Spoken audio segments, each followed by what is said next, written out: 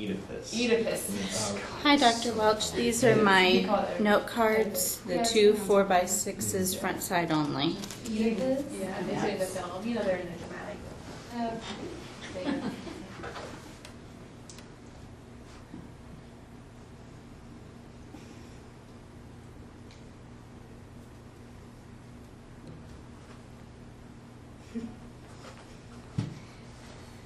Hi. Have you ever tried to go to the doctor and when you're sick and not been able to get in very quickly because they're so booked up?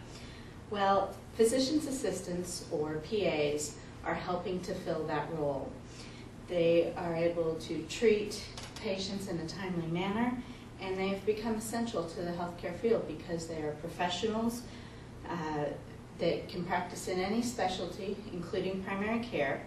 And within the primary care, there are many types of PAs going into it, as well as overall, there are various trends of PAs going in and out of primary care. And the PAs are a vital part of the healthcare system because they are healthcare professionals. Halter's 2013 article, The Contribution of Physician's Assistants in Primary Care, a Systematic Review, lets us know that they are non-physician clinicians. They are supervised by physicians, but they are able to see, treat, and diagnose and prescribe medications to patients. They have dedicated postgraduate training. Kavanaugh's 2006 article, Influence of Route of Entry to a Physician Assistant Education Program on Selected Characteristics of Practices of Physician's Assistants, lets us know they have advanced degrees, specifically Masters of Science. They have similar training to medical students. Jones's 2007 article, Physician Assistant Education in the United States, because they have both classroom and clinical rotations, much the same as medical students. They are able to practice in any medical specialty. Hooker's 2010 article, Career Flexibility of Physician's Assistants and the Potential for More Primary Care, lets us know that this flexibility lets them move in and out of various specialties.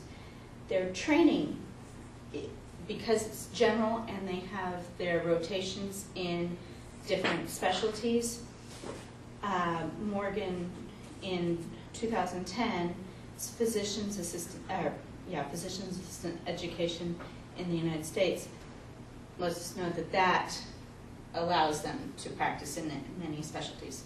Now, PAs, as the non-physician clinicians, say that 20 times fast, are able to practice in any specialty, but especially they're essential in primary care.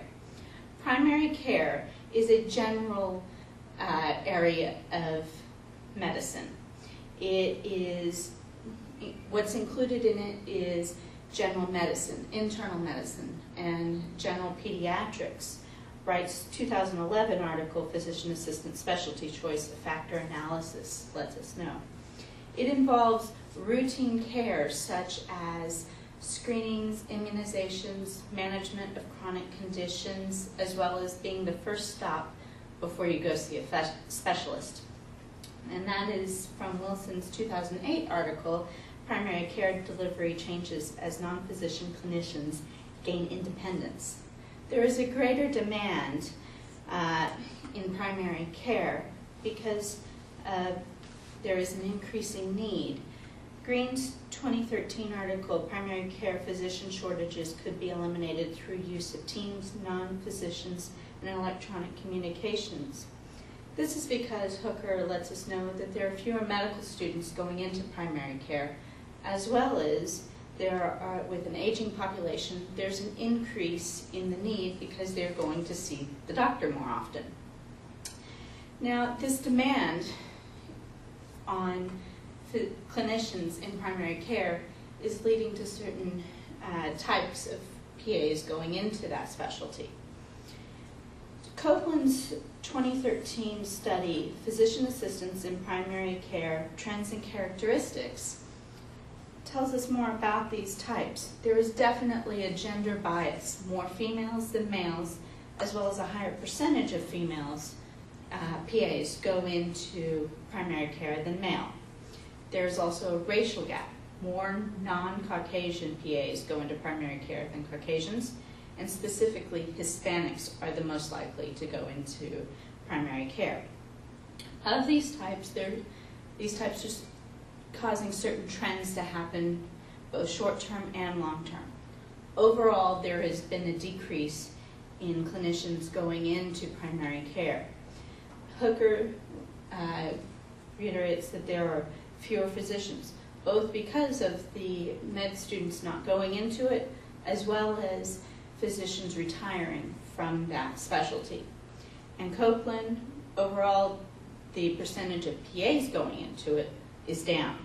However, more recently, Copeland's study shows from 2002 to 2008, when the study data ended, every year there's been a year-by-year increase in the number of PAs going into primary care.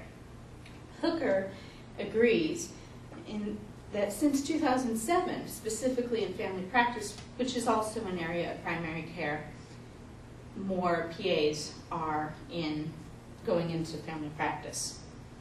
Now, these PAs are filling a vital role and have become an essential part of the healthcare field because they are professionals, they can practice in any specialty, and particularly with the types of PAs, people going into PA school, there are causing certain trends to happen in primary care.